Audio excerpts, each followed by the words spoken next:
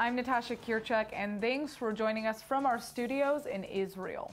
Coming up in today's newscast, Israeli Knesset members are now allowed to visit the Temple Mount. A former Israeli prime minister is released from prison, and we'll reveal which Israeli beauty the world-famous movie director Quentin Tarantino has proposed to. Stay tuned for the latest news in Israel.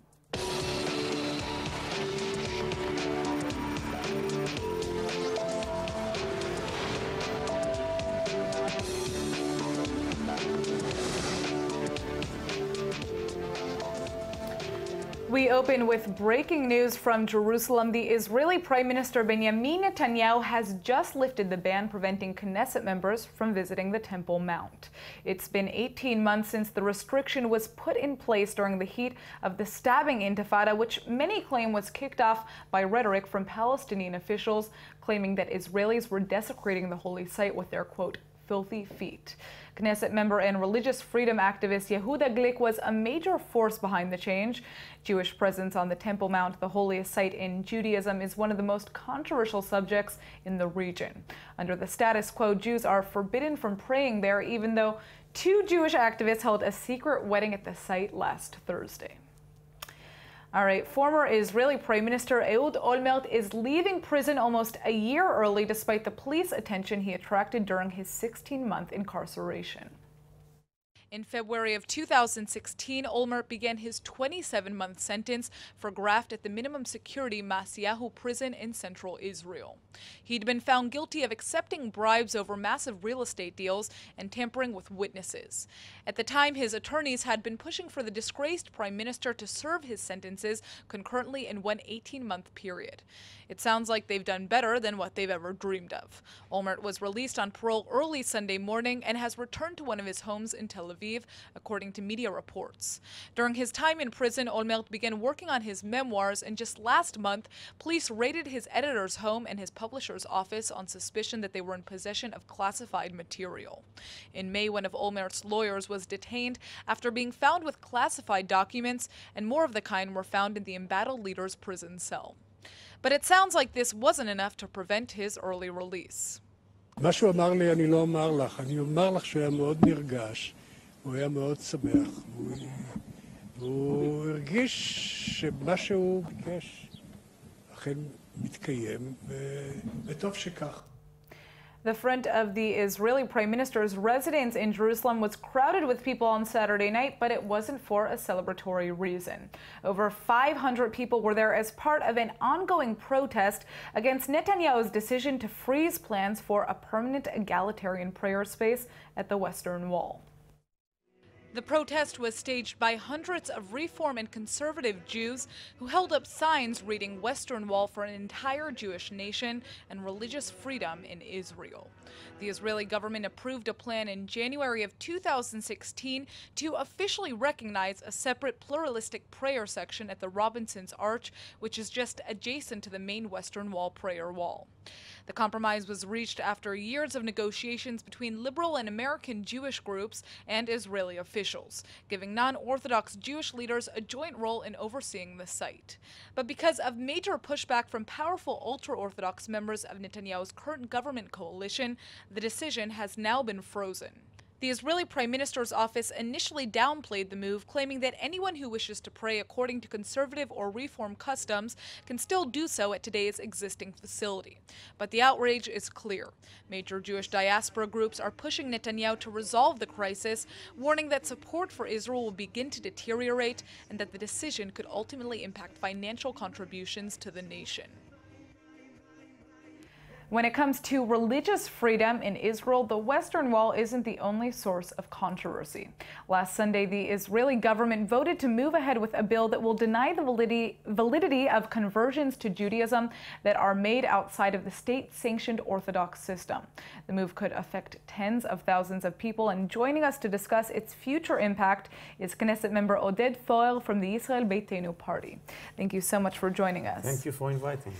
Well, you know, this is a big issue on Jewish minds, not only here in Israel, but around the world. What is your party's position in regards to this conversion bill? Of course, we think that Israel must keep on the status quo.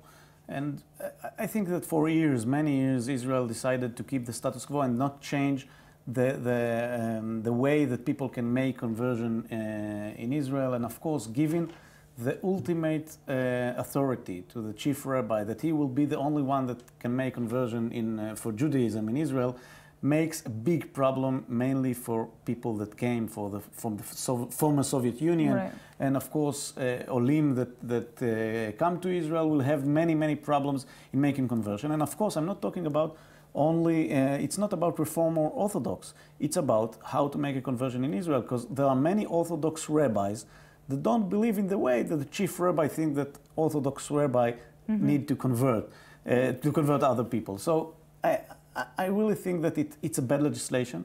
This is why we appealed on the decision, and I'm happy that the Prime Minister and the Ministers' Committee decided to freeze the legislation on the conversion legislation, and we're going to keep and do the conversions as they are now by rabbis from all over the country. So can you speak to us a little bit about how this bill could be used to alienate Israeli immigrants from the former Soviet Union? Because you mentioned that in your first answer. I can make an example. Now many conversions are made in the army by Rabbi Druckmann, or many conversions are making by rabbis from Zohar, like even Rabbi Stav, which is the chief rabbi of Modi'in. Right. He can make conversion now.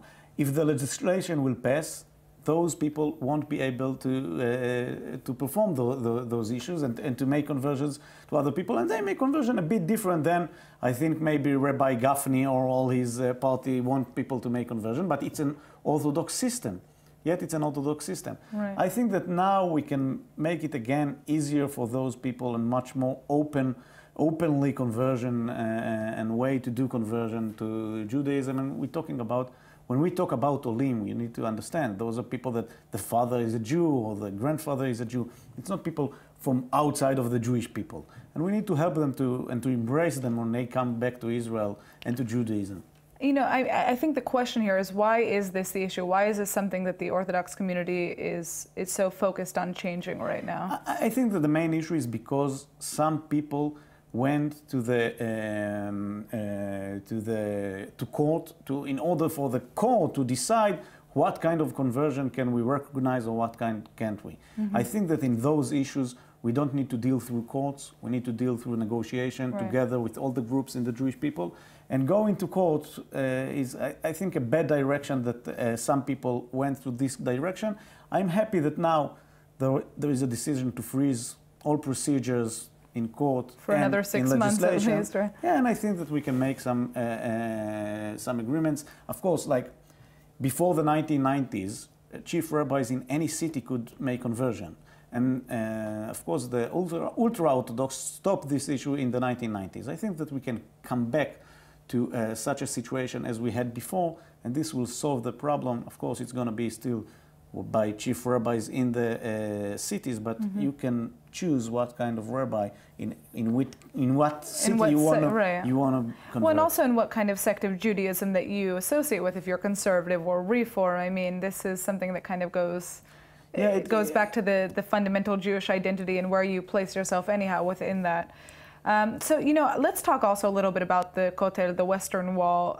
Do you believe that the government's cancellation or, freezing of the egalitarian prayer space is going to affect your constituents specifically? I think that it's not about who is it going to affect. It's going to affect the Jewish people. Right. If there are some people in the Jewish people that feel unwanted because this decision, we need to change the decision. And of course, we need to remember the Kotel deal was a decision that this government got, even before we were part of the coalition, with the Haredik, the ultra-Orthodox parties in the coalition. So I think that maybe now, I told it to my friends from the diaspora, I think that they shouldn't have celebrated then when the Kotel deal was issued and they should have waited until it was implemented. And say, we won, and I tell also to my ultra-Orthodox friends, don't say that you won now, because the Jewish people lost in this whole issue. I think that we need, again, to sit together, all the streams in the Judaism, and to decide and to find a way to live together, and still to keep it in our home. Well, speaking of living together, we're running out of time, so if you could just give us a quick answer to our final question. You know, you recently promoted a bill that would allow immigrants to receive an Israeli passport almost immediately upon arrival. Now, why did you do that? There has been about a lot of people speaking out against this move. First of all, we need to remember, decades ago, people could get their passports, and then when the big aliyah from former Soviet Union started, they stopped it and said, hey, we don't want to give many passports because people came to Israel, took the passports, and flew out from Israel. And now I think it's a different issue. In 2017, many people come to Israel, do aliyah, and still work abroad. They have a business in France or in Russia or even in the United States, and they fly to their business in Sunday, come back in Thursday, and still the main life is in Israel, the families live in Israel.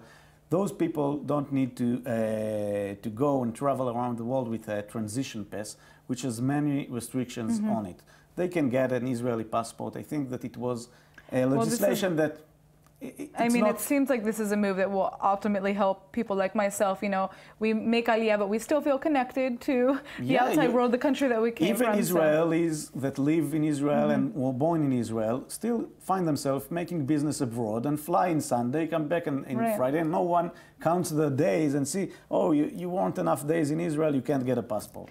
Well, you know, I mean, I think we're going to just kind of have to see how this plays out, you know, if we implement we this passed the legislation. We passed legislation. What is it going to look like? In a month from now, people will be able to come to the Internal Affairs Ministry and ask, I want a passport. Well, now's the time to make aliyah, I guess. Yeah. All right, well, thank you so much for joining us, Knesset member Oded Forer. Thank you. All right. A former Israeli Knesset member is going to jail for smuggling cell phones to imprisoned Fatah terrorists, and his imprisonment comes just after Israeli security forces entered the Palestinian city of Jenin over the weekend for a highly symbolic operation. Former Knesset member Basil Gattas of the Arab Nationalist Balad Party is entering prison today. Gattas was caught on video smuggling cell phones into Ketziot prison in southwestern Israel to two Palestinian security prisoners. One of them had killed a 19-year-old soldier. Gattas will also be banned from politics for at least 7 years. In other news, Israeli security forces went into Jenin on Friday to take down a monument dedicated to Khaled Nazar, the mastermind of the 1974 Maalot massacre, which killed 22 Israeli children. The IDF had repeatedly warned the PA that they would enter Jenin, which lies in the fully Palestinian-controlled Area A, if the memorial was not removed. During the IDF operation, 2 Palestinian protesters were reportedly injured, according to the mayor of Jenin.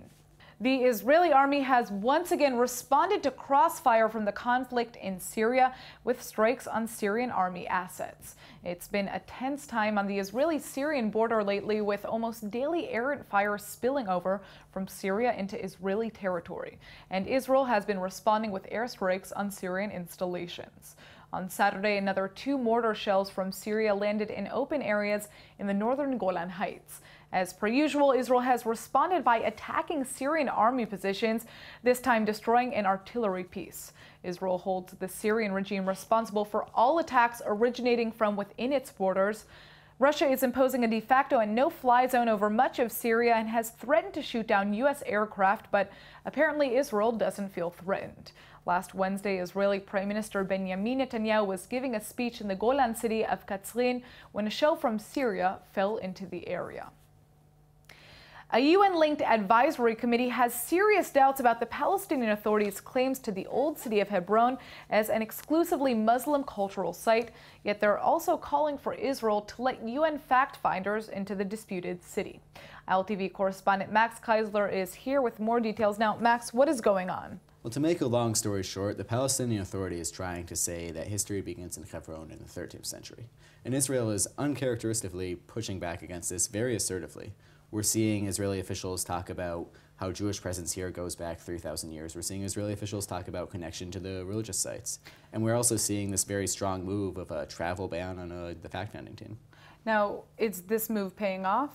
It's too early to say. On the one hand, the advisory committee, they're not saying that the UNESCO should go with the proposal, but they're not coming out against it either. That was a possibility. But whatever the case, I think it's very likely that UNESCO will vote in the Palestinians' favor, but the travel ban serves to delegitimize that, and that's what Israel was going for. All right, well, let's check out your report. Israelis from across the political spectrum are pushing back against the Palestinian initiative to recognize the city of Hebron as an endangered World Heritage Site in the state of Palestine. Former Foreign Minister Tzipi Livni is saying that, even in the political opposition, she stands with the history of her people and the truth. The International Council of Monuments and Sites has submitted a report that criticizes the Palestinian proposal for defining the old city of Hebron as a Mamluk town. They're saying it's too narrowly focused, but they're also attacking Israeli military presence in the city, and they're claiming that as long as they're denied a full field visit, they can't fully evaluate the situation. Israel is calling for a secret ballot in the UNESCO vote. The decision could be decided by a single vote, but reportedly, some countries without official diplomatic ties to Israel are considering voting against the Palestinians. An Israeli deputy minister of foreign affairs, Tzipi Hotovely, is asserting Jewish claims to the Cave of the Patriarchs. Around 3 million tourists visit Israel every year, and some of them, like most of our staff, never really leave. Joining me today in the studio is Nina Steinberg, who moved here 6 years ago from Belgium and started to document her new home through photography. Thank you so much for joining us. Hi. I'm excited to hear about how you have been documenting this beautiful country through your photographs. I mean, how long have you been taking pictures? Well, I've been taking pictures actually all my life, but let's say that since I moved here to Israel, I've got the opportunity to really do it much more than before. Yeah, and I see these photos are amazing behind us. Now, yeah, go ahead. These photos, no, not anymore. But I've been joining a workshop here with Ziv Koren, the famous photojournalist. Yeah. And I concentrated on dancer, Claudine Crosta from Anamnese. She was dancing in Suzanne Delal. And, which is one of the most famous dance studios and movements, I guess dance movements you could say, here in Israel, for those of you who don't know.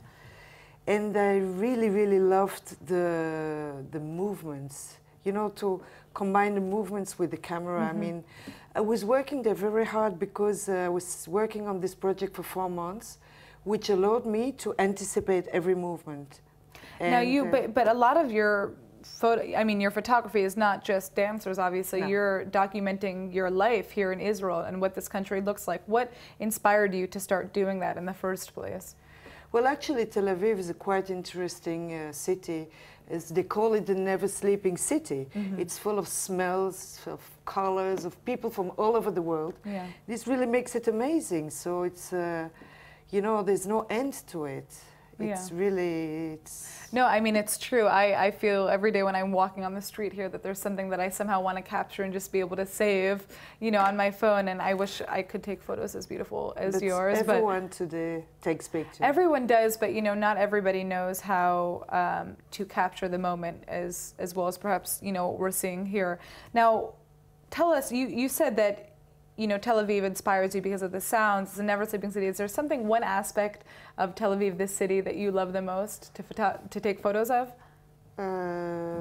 People. I really love taking people, and I'm very, I don't know, I was always attracted by the stiffness and the rigidity of some architectural points, so I would call graphics. So those, let's say, portraits and graphics are the two things that I love the most. And there are a lot of different faces here. There's a lot of, people look different here, and it's not homogeneous at all, so there's a lot of different types of faces. It really makes it interesting. Absolutely. Yeah. So tell us about your upcoming solo. Is it focused on the dancing? Is that what we're seeing here? The upcoming solo is focused actually on two things. My art consultant, who happens to be the famous Gil Goren, my curator, Ofer Hadjarioff, and myself, we decided to put two totally different pictures together. They have nothing in common, but still, if you put them in common, they have something. I mean, if you put them together, they have something in common. That's why the title of the exhibition is Together, but it's a wordplay. Interesting. It's written two, like Stein, two, instead of together. And where can we see your work? You can see my work on the 15th of July at the Galerie Efrat in Tel Aviv. And the ambassador from Belgium will be joining us, Mr. Olivier Bell. Great. Well, I'm looking forward to checking it out. I'm so inspired by the photos we have here already. Absolutely. Thank you so much for coming in. Thanks a lot. All right, Israelis are being treated to a larger-than-life sight this week now that the world's largest warship is docking in Haifa. The massive vessel is called the USS George HW Bush, and it's here in Israel for the first time in 17 years. Given its name, it's probably no surprise that the ship came all the way from its home port in the United States. The Nimitz-class aircraft left Norfolk, Virginia on January 21st and has been in the region since February.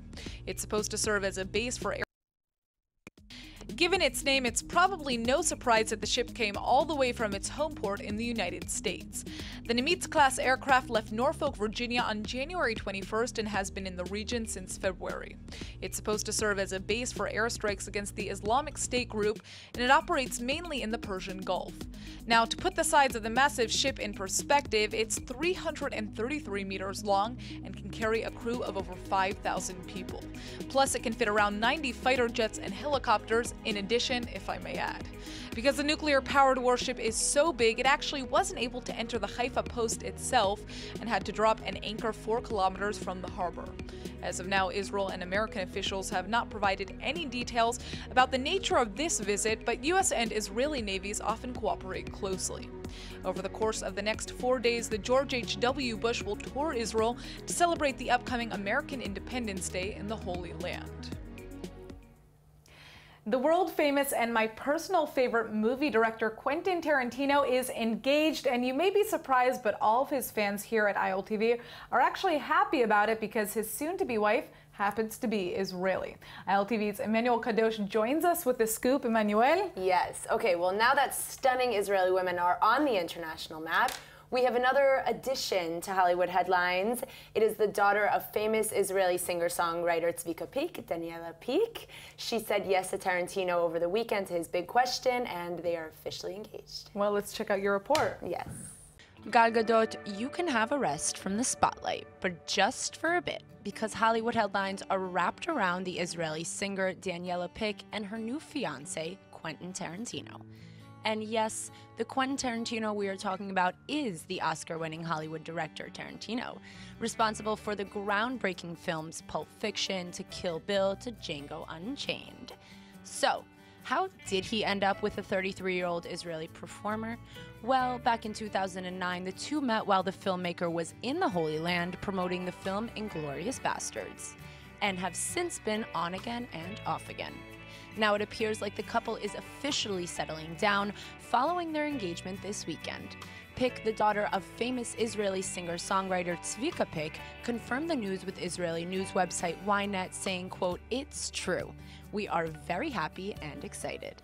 Tarantino is no stranger when it comes to the Holy Land, having visited alongside now fiancé last year and was also an honored guest at the 33rd Jerusalem Film Festival. Mazal tov, Daniela and Quentin. All right, now for those of us who are worried that Tarantino is going to stop making movies, there's actually some good news. Even though he's settling down, it's okay.